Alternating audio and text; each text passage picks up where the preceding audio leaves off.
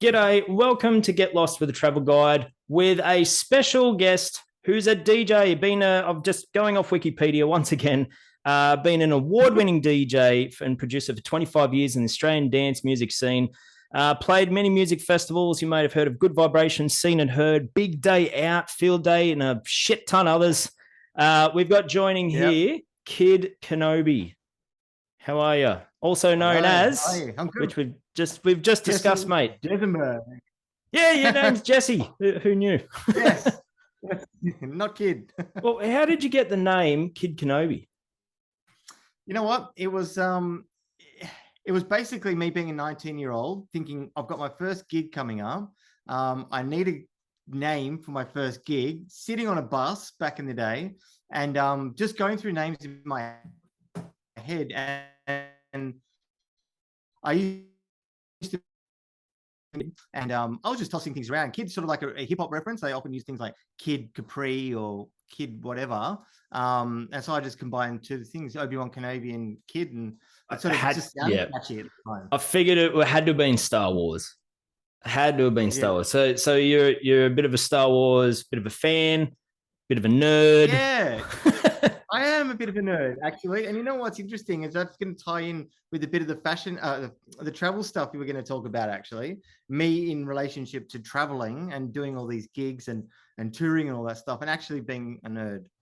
How so? What do you mean? Like what in a nerd how for travel? Well, it was not so much necessarily just being a nerd, but also being quite a bit of an introvert, I guess you would say, like a bit of a nerd, bit of an introvert.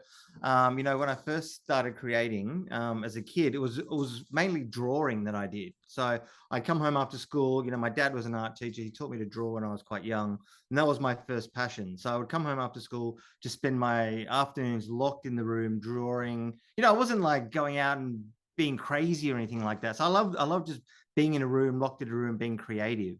So yeah, I mean, I kind of probably would have done that for the rest of my life had I not sort of come into. So the drawing's creative, music's creative. So when you just drop the pencil and pick up, how do you? That's one thing I'm not sure about.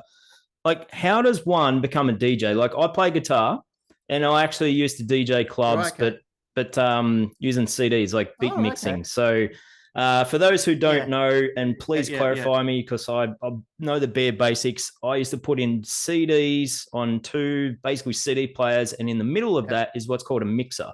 So I can play two songs at the same time and get the beats in sync, and then and then just jiggle one to the other. Pretty sure yours is way more advanced. How do you become a DJ? Well, you know what? Yeah, well, okay, look, they're the fundamentals, okay? What you've got right there are the basic fundamentals, I mean, there is an art form surrounding what you just described, but they are definitely the basics right there. And look, I started DJing, like you mentioned at the beginning, 25 plus years ago. So how I started is quite different, I think, to how a lot of younger kids would be starting now. But back in the day, I was just passionate about music, and I used to go to, like, this was, okay, this is going to make me sound really old, but this was pre-internet days, right? So the only way to get the music that you really wanted to hear that wasn't sort of just like pop music was to go to, for example, record stores and buy the music on record. So I was just passionate about a style of music at that point in time in the mid-90s. Started buying that music, and then my friend was DJing, and then I just decided, well, I needed a turntable to play my records on, and then that turned into buying a mixer, and then started learning how to DJ, and it was just done purely for the passion at first. So you were doing it using not electronic devices, but the old school on turntables. Old school, all these things back here, all those records, which my kids still don't quite understand what they are. They kind of do, but not really. That's where I think you got to, you got to drop the needle and literally pinpoint the beat in time with the needle. So there is an actual like playing an instrument. You're using it as like an instrument. It's a lot harder to mix playing records than it is these days, which these days you can beat sync, so you don't even need to know how to beat mix anymore. But back in the day, that was the fundamental skill that you had to have to be able to DJ. That was to be able to hear if one record that the record that you're bringing in if it's faster or slower than the other record, and then try and keep them in time. And it's all very analog, there's no screen telling you what pitch you're at. It's all just like how did you learn this? Like, because you hit the nail on the head. This is pre-internet. Like, if you want to do anything nowadays, you go onto YouTube and type in how to. There's chances are someone's made a video, but this is before that. Like, and I'm pretty sure you just can't, like, you look in the yellow pages and there's no how to DJ school. How did you learn the craft? No, exactly. Well, I was lucky because a good friend of mine at the time was DJing. So he did show me a few basics. But it was just a matter of getting in there every day and just like going over and over and over the same mix. So I tried to mix 2 records together. If I didn't get it, I'd take it back and do it all over again. So I was just like, it was like an obsession. And to be honest, at that point in time, I thought it was the hardest thing in the world. And I said to my friend, I was like, mate, this stuff is so hard. I'm really not sure I'm going to be able to get this. It was such a challenge, back then. So how did you go from mixing some turntables to, I've seen some of your YouTube videos, you got this huge computer and I have no idea what the hell all those buttons are. I don't think anyone does. Like, can you explain that? It's like, I know it does look a lot more complicated. Yeah, like when people see a DJ, they just sort of think hit play. They do this stupid little dance move like, oh, I'm a DJ. And then they go to the bathroom for 10 minutes while there's a CD playing like, yep, I'm a DJ. But there's obviously more to it. Can you explain what exactly all those buttons are and how do you do it? What do you do?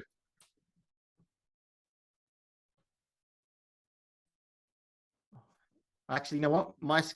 You just froze away that on my computer. So I just missed the last bit of the question. Oh, yeah. So explain kind of fundamentally what buttons do or what's going on. Basically, to the lay person, someone's had a few beers on the dance floor and you go to like a nightclub and you see the DJ just sort of hit play, go to the bathroom. Like, how is that possible? Some people think that just continuously pushing buttons and creating music as you go. What do you do? How do you do it? Well, yeah, no, it's not necessarily. I mean, there are elements of it where you can create music as you go, but the basic, what most DJs will be doing is playing one track and then playing another, maybe sampling a bit of the next record coming in on top of the one that's playing. But a lot of those buttons are effect buttons. A lot of them are effects or EQ. So the fundamental effects are EQ. So you've got bottom, mid-range, and top end. So you can use that to sort of not have the full track coming in when you first mix it in and slowly bring some of the frequencies in. And there's all sorts of effects that you can use now, like flanges and, beat repeats and, all kinds of new styles of effects, which you can use to give the record or the music playing some kind of like extra added flavor or give you something to do basically. But you've got songs that's like original, right? Like you've actually wrote them on computer programs or something. Yeah. So, I mean, that's the production side, and that was what I will do here in the studio.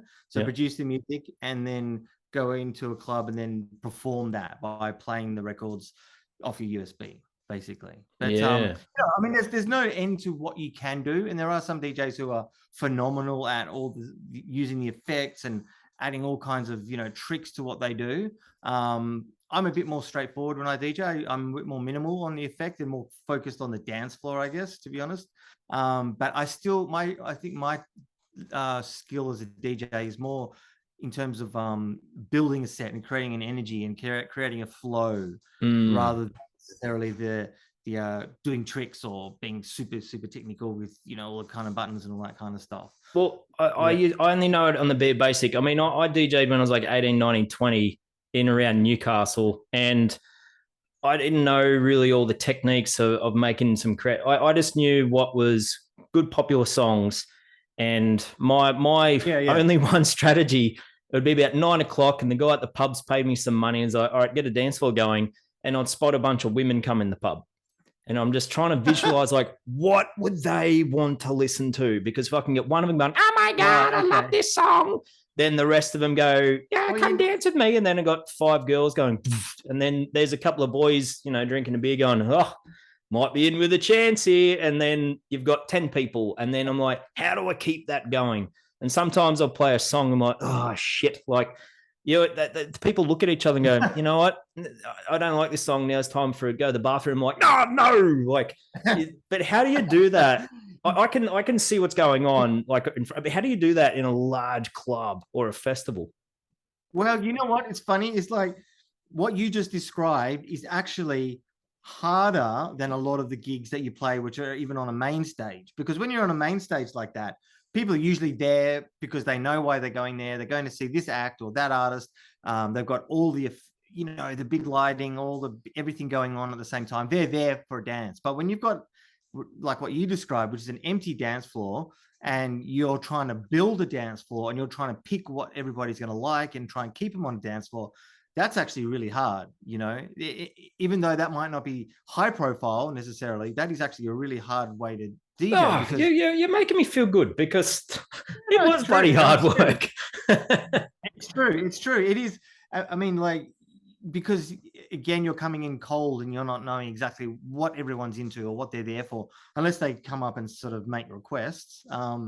You know, you just don't know. So that was the hardest. hard. And in my early days, yeah. I'd be like 2 in the morning, and it'd be usually a female drunk going, "Can you play my song?" And I'm like, it's like I had to develop customer service because they could just come up to the booth, like there was no barrier or anything, and I'm like, yeah. Look, honestly, I've done a lot of those gigs, and especially in my early years, I did a lot of those gigs. And you know, at the same time, that really keeps you on your toes as a DJ, and that keeps you. And I think it's very easy once you become successful and you're playing clubs or festivals where people are there to see you perform, just to get a little bit sort of lazy in a way because you're just doing what you normally do. Whereas that kind of DJing really keeps you on your toes. Okay, well, it was bloody exhausting. How it finished up, I did one gig out at, do you know a town called Musselbrook? I reckon I've DJ'd there. No, well, you look familiar. No. But it's also the home of the bikie. Guy drinking a beer. Yeah, like there was a bikie gang there called the Nomads, and the only pub that was open. Right. So the only pub that was open, the bikies are there, and these guys were going nuts. They were grabbing girls in the butt, and you name it. They were out of control, and because they're bikies, security wasn't going to kick them out. So the owner of the pub, the manager of the pub, came up to me and was like, "We're cutting it early. You got one more song. We're switching on the lights." So the place is, pumping dance music, and then I had to play Red, Red Wine. And then everyone wanted to kill me. Like they thought it was me. God! I had security escort me out, and I had to drive out without him. I'm like, that was it. I'd never going back. I was done, but it left the sour taste in me. I'm like, why am I doing this? Yeah. Brutal. Yeah. No, look, they're tough gigs. They're tough gigs, and I think it'd be hard to stick with it if that was, the kind of stuff you dealt with every week. What's been the most challenging gig you've had to do? Look, probably my first ever gig, which was when I was it was literally my first ever gig, and it was before I'd performed anywhere. And actually, it was my dad who got me to. He was like, "My son's learning how to DJ."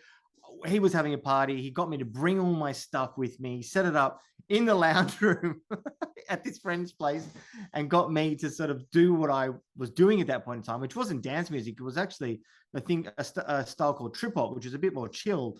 And I was playing it, and their friends weren't getting it, and they were just sort of like, "Yeah, cool." We gave them a go, working, and I think they just switched on the radio or put something else on about an hour later.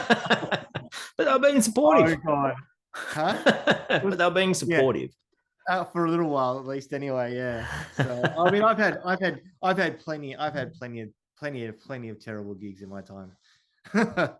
All right. Well, let's talk about some of your most successful gigs, because prior to the podcast, I was just typed in Kid Kenobi live, and it come up like you at festivals all around Australia. Like, what's the biggest crowd you've performed to? It would have been, I think it was one of the big day out parties actually in Sydney, which obviously they're not going anymore. That was sort of back in the day. That was a Sydney big day out. I think it was about 20,000 people Jesus at that point in time. Yeah. But what's funny about those gigs is that they sound really impressive, but it's so huge that you're really not connecting with 20,000 people. You're maybe connecting with the first 1, 2, maybe 5,000 people, and after that, it's just like just heads. You know what I mean? It's just people. You know, you're really not feeling like you can actually reach them. But obviously, it's amazing to be up in front of that many people. But I still like festival size wise. I still like 5,000 people. You know, where you can still feel like you're being able to reach or connect with everybody. You know, or see the back of the room, or yeah, I don't know. It's an interesting one. Numbers. 20, yeah, like, okay, a few thousand people. If I had to stand on stage and do something and perform, I would absolutely shit in my pants with nerves. How do you prepare for such a thing? Like, if there's do you ever think what can go wrong or what can go right? Do you prepare for it? How do you man up to this? Well, I mean, look, I have anxiety on top of all of that. So I'm very anxious before almost all of my gigs, you know. But the interesting thing is that because I've probably been doing it for so long now, is like usually it's the lead up to the gig or the lead up to actually getting on stage, which is where most of the nerves are. Even in sometimes if it's a big gig, the days leading up to the gig, you're sort of like restless or nervous or thinking about it. But once you get in front of that crowd and you're starting to DJ, it's like you go into your Zen state, you know what I mean? But, you know, at the same time, there have been some really big gigs, particularly some of the early field days, and especially because in the early days, we were using records, and that added a whole nother fear factor to it, because if someone bumped the decks or someone jumped too hard on the stage, you could bump your needle and your whole set would kind of get it ruined for a little while there. So there was always that added element of the wind blowing or something like that. So that added a bit of stress. So there've been periods for sure where I've like had my hands shaking and, you know, try to pick up the arm of the record and not being able to put it down properly. So, you know, usually having a drink at the beginning of a set helps as well. How did you go from playing to family members to performing to 20,000 people, or, you know, thousands of, how did you build up to that?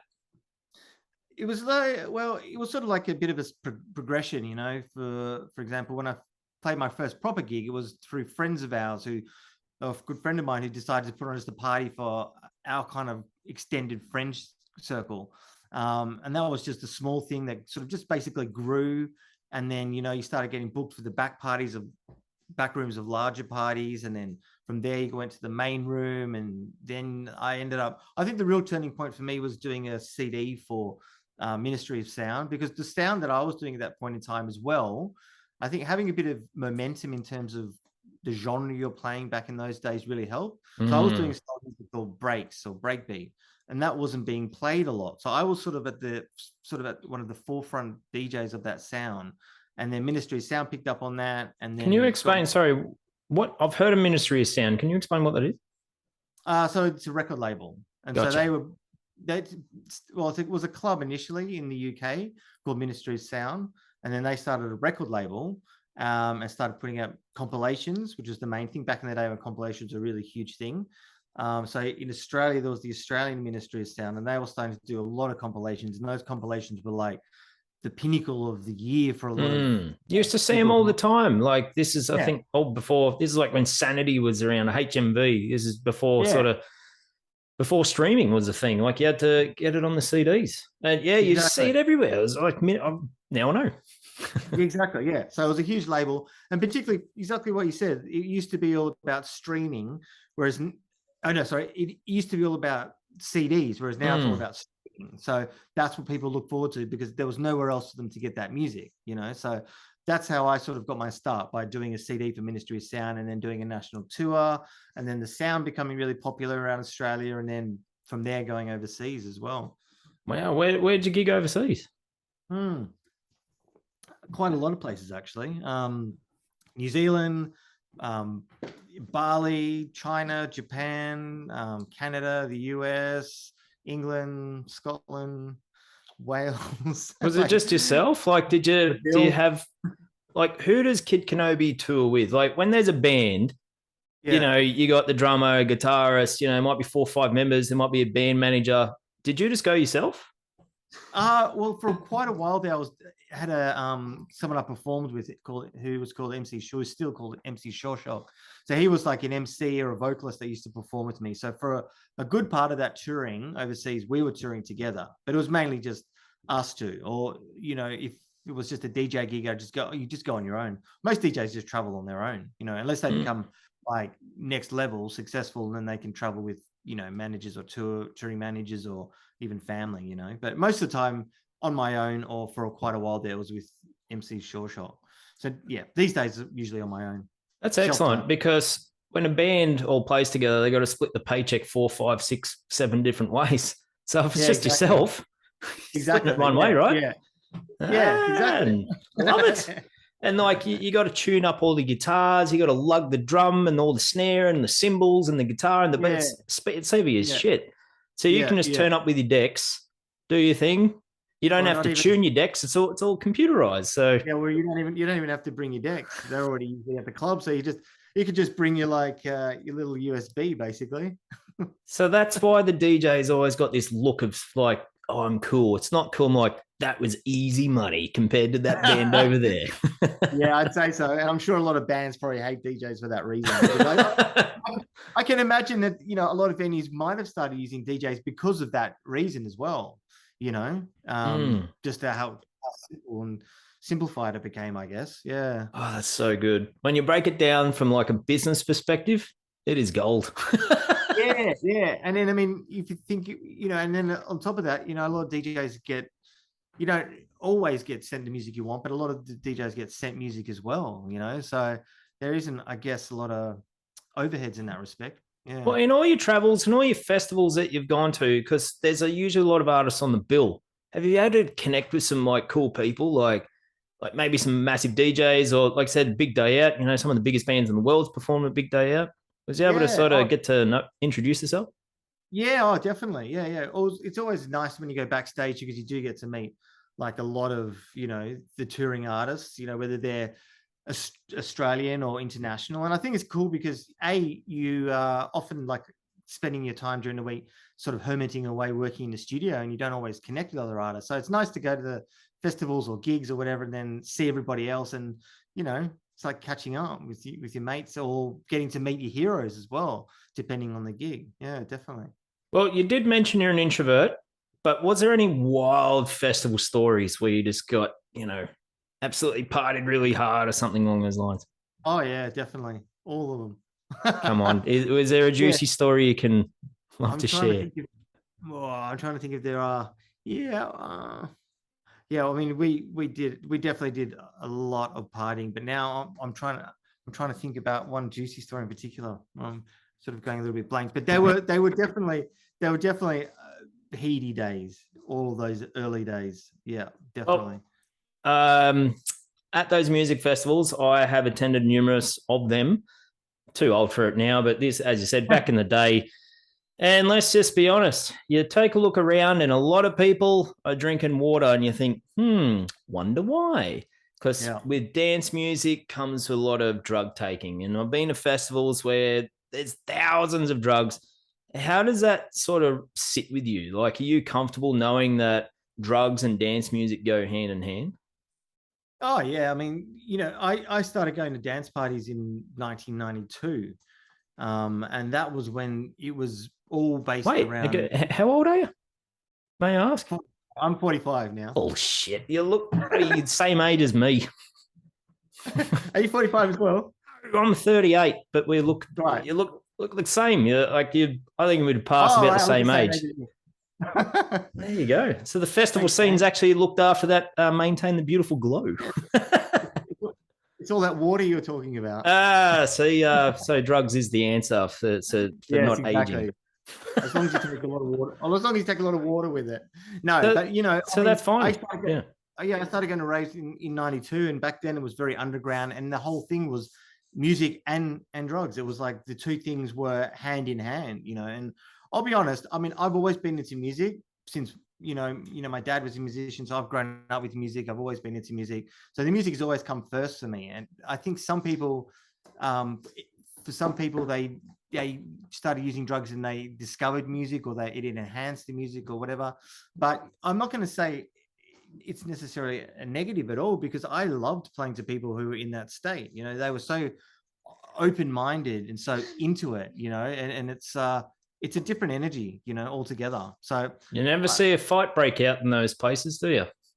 No, exactly. Yeah. You know, so I mean, there are obvious downsides to it. You know, if you're talking about mental health and all that kind of stuff, it's not always a positive thing, the long-term effects or the come downs and all that kind of stuff. But you know, as a performer, I do enjoy crowds that are in that state, because they're really quite open. They're not closed. And, you know, you look at, you know, I think drug taking has definitely decreased over time. And I don't think it's as prevalent on a regular basis with young kids these days, as far as I can see, as it was back in the day. It was a very regular thing, particularly all the way up until the, you know, mid 2000s, late 2000s, you know.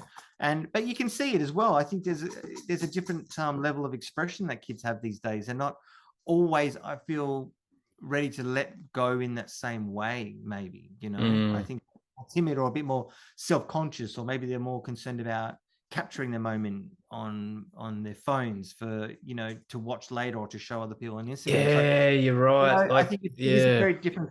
This is a very different culture. You know, we were all in those days. We were all very anti documenting anything because of that reason. You know, everyone's very proud of it and very messy, right? Yeah, The antithesis. It was like almost the complete opposite, polar opposite of what kind of goes on these days. So I used to think about that. Yeah.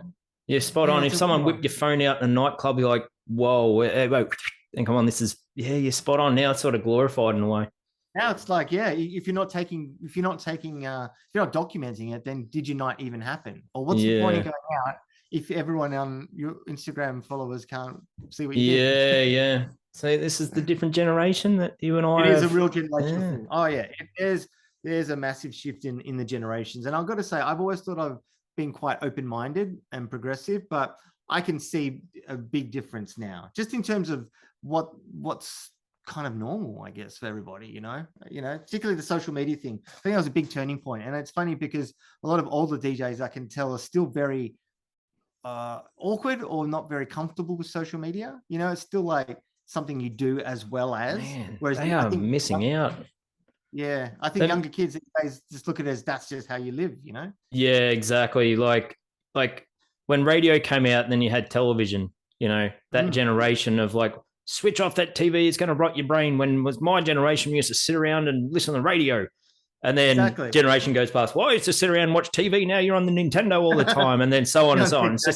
It's just the next generation. And TikTokers nowadays, back in my day, I used to be on TikTok. Now you've got these virtual reality helmets and the, you know, chips installed. And it's like, who knows what's coming around the corner. But mate, we are running out of time, but it's got one more question, maybe two. Yeah.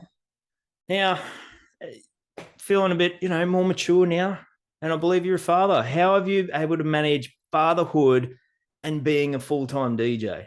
How's the lifestyle?